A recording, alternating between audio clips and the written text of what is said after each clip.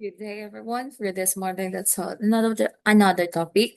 So we have here the objectives. The learners will be able to explain presentation of literary works, adaptable literary series, example novel, short story, poem to another genre or medium, such as a film, stage play, or video game. Differentiate the literary text and multimedia media presentation. Explore media presentation as new learning approach. All right. So types of multimedia, first one we have audio. Audio refers to any sound or music that is included in multimedia. It can be in the form of background music, voice overs, sound effects, or another auditory element. All right. So from the word itself, audio. Sa lahat ng napapakinggan natin, no, refers to any sound. Ito tatandaan nyo dito, any sound or music, okay, that is considered as audio. So lahat ng mapapakinggan natin, audio yon. Okay, next. Capture and tape. The term capture and tape refers to the process of recording or capturing audio or video content onto magnetic tape. It was commonly used in the past when analog tape recorders and camcorders were prevalent. Okay, from the word itself, capture and tape. Okay, recording or capturing, this is what you're gonna think of when it comes to capture and tape, no? Process of recording or capturing audio or video, no? So this is capture and tape, no? So lahat ng kina-capture ng camera, audio or video, that is capture and tape, no? Next, function of photography. Not only do pictures help to enhance a story, they also tell a story all their own. When truthfully incorporated into the news, photos add context and comprehensibility. In the world of media, photos can make or break a story, thus positioning photojournalism itself as a vital craft in itself. Okay, function, that's the function of photography, no?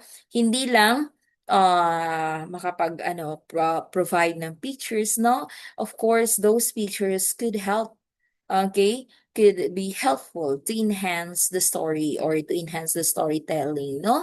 So, 'di ba? Try to imagine, 'di ba, kapag nagsa-storytelling ka lang without those pictures, no? So medyo parang kulang, no? Especially with the kids, no? The kids could hardly relate to it, no? Kasi the kids are visual, talagang magaling, ang mga kids ay talagang when visually ano sila, no? Inclined, no? Ang mga kids. So, pag may nakikita silang magagandang ano, parang dun mas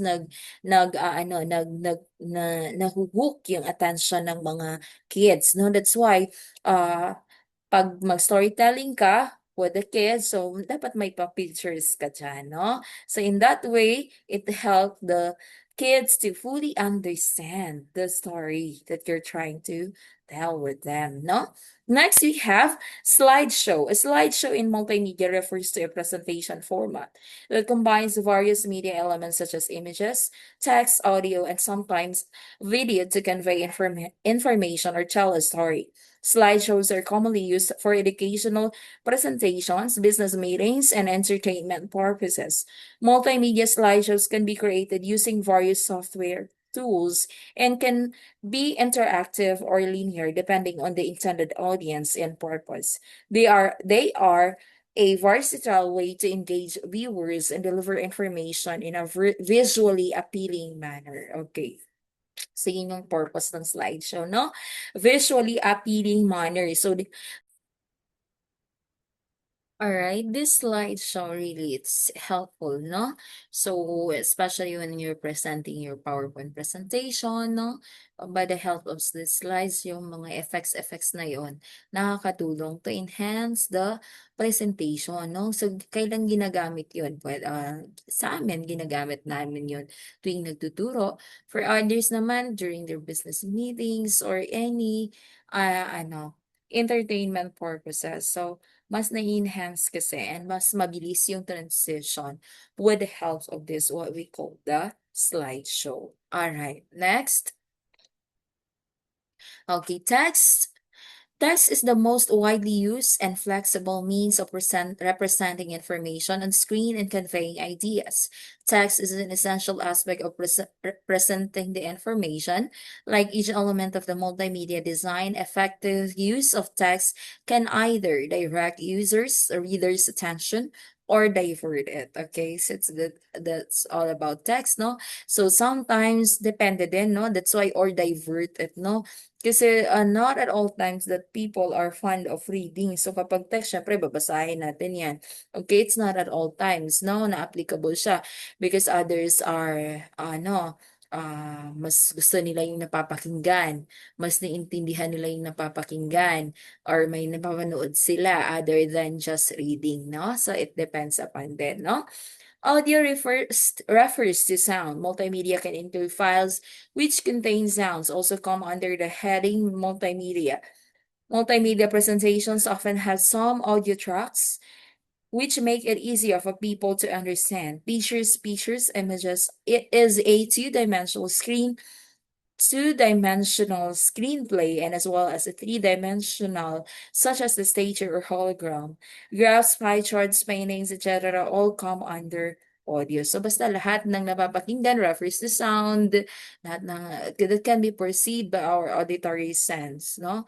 Our organs, no? Our hearing, okay? So that talks all about audio. Next. Video naman enhances, dramatizes, and gives impact to your multimedia application. A video is an edited material as it had been originally filmed by movie camera or recorded by a video camera. Okay, from the word itself, video, no? Okay, gives impact to your multimedia application. Okay. Next, we have animation. Is the rapid display of a sequence of images of 2D or 3D or model positions in order to create an illusion or movement. So somehow, this animation also, it's quite similar to an slideshow kanina, no? So mas mapabilis din ang transition and then may mga movement, no? May mga effects, no? So, mas nakakaganda siya ng presentation. Interactivity can be termed as the dialogue that occurs between an individual and a computer program. Okay?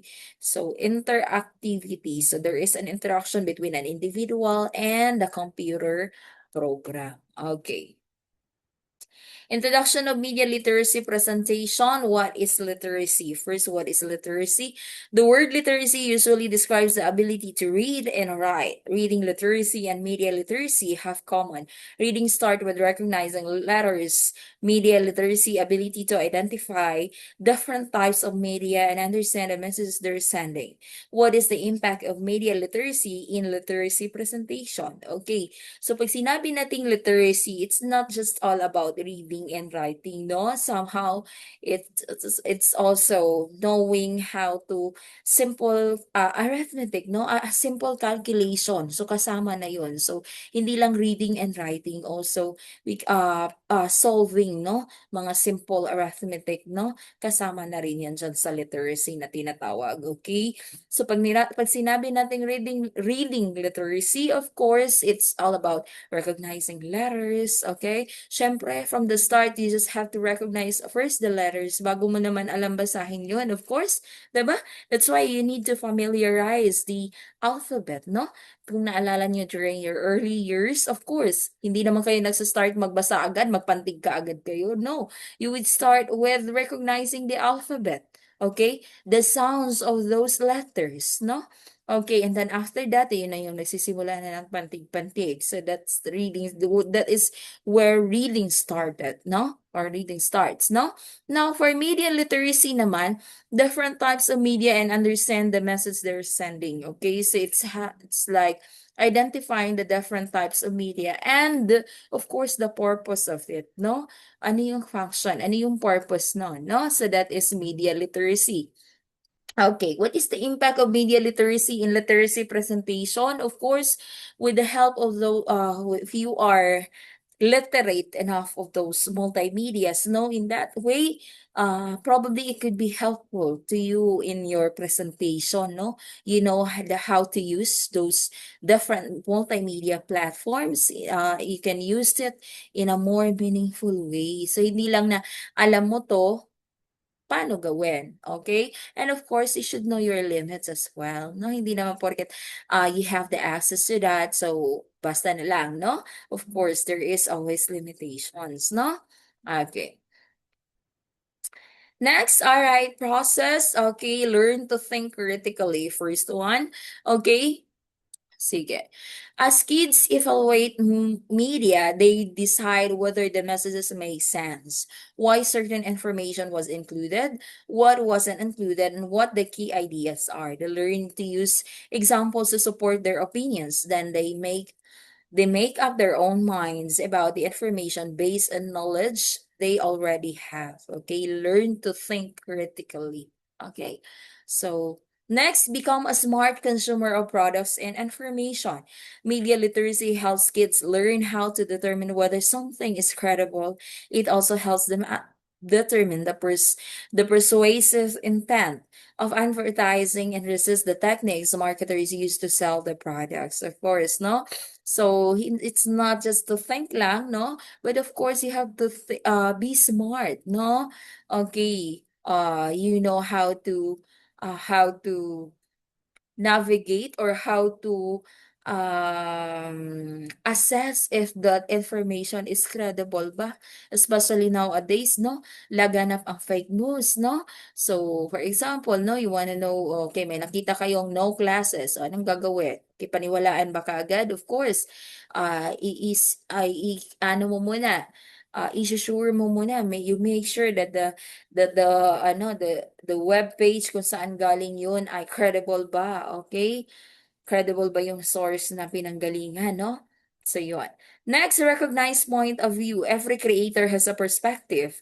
Identifying an author's point of view helps kids appreciate different perspectives. It also helps output information in the context of what they already know or think they know. Okay, so recognize the point of view. Of course, we have different point of view, no? It's a matter of respect, no? We have different perspectives, no? So it's just a matter of respect, no? Next, create media responsibly. Recognizing your own point of view, saying that you want what you want to say, how you want to say it.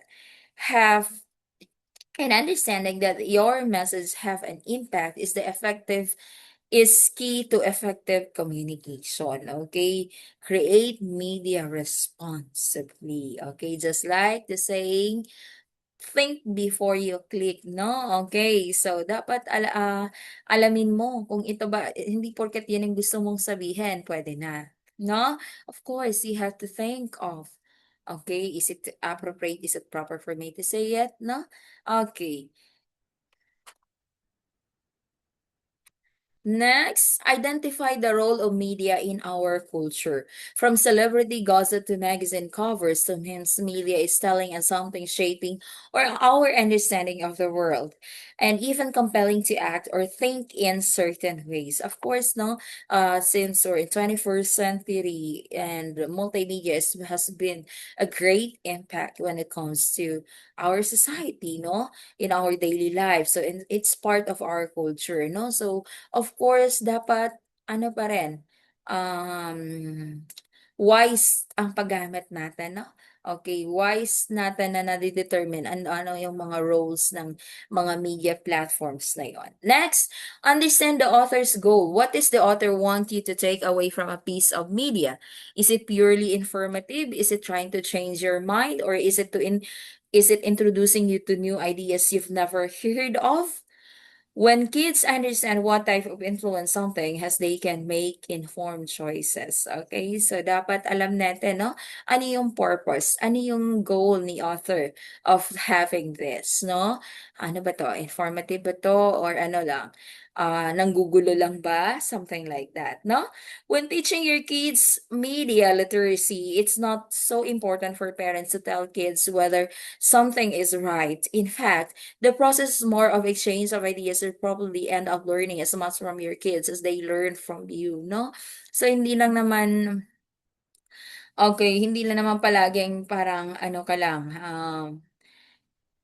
parang sinasabi mo, this is the right thing to do, pero hindi mo naman ginagawa yun. Of course, the kids, it's more on, mas kaysa sa ini-implement mo, mas nakikita dapat sa'yo. And that way, they would learn it from you, no?